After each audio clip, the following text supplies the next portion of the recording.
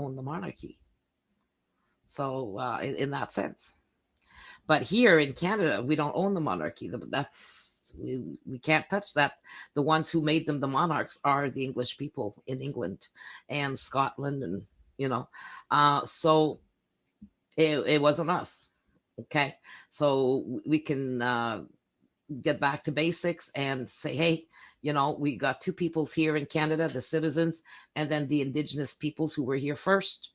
Okay, and so that makes two at the table.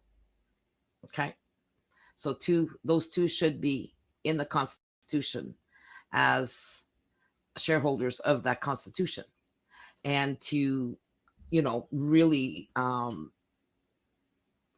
how can I say, the Indigenous peoples have the right to sit in Parliament on their side. It's called the two-row wampum. Okay, and this was an agreement that they've always made, always maintained. We're two sides working together for the same outcome. And if we go way back in history, they had actually the Great Lakes. They're the ones who were doing trade with the United States when after Canada and U.S. separated.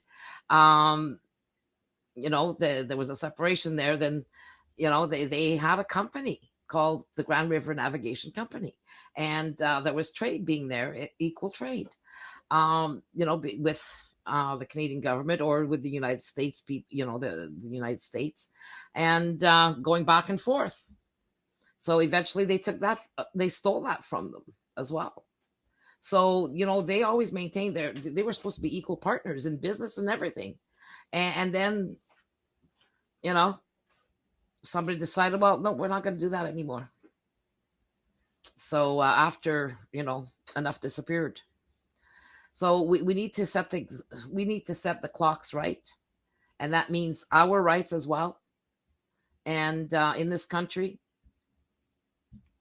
so neither the Indigenous nations or the Canadian citizens can rule by themselves over the other. We need to partner up. We need to get it done. And how are we going to get it done, and how are we going to understand it? That's another thing that all of the migrants coming in and the immigrants need to understand, that there's a partnership here between the Indigenous peoples and Canadian citizens. And that was through treaty and not by conquest, as they did in the United States. Okay, so I'm going to leave you